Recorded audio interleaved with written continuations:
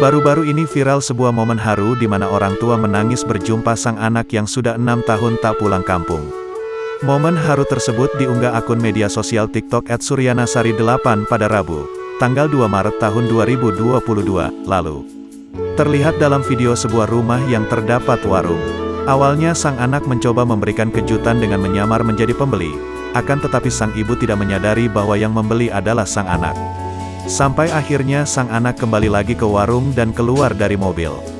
Langsung saja sang ibu histeris memeluk sambil menangis haru melihat sang anak ada di depannya yang sudah selama 6 tahun tidak pulang kampung.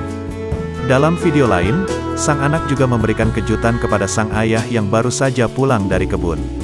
Tiba-tiba sang ayah menangis haru sembari memeluk sang anak, terlihat juga sanak saudara ikut terharu dan memeluk pemuda tersebut. Sontak momen tersebut banjir beragam komentar dari warganet.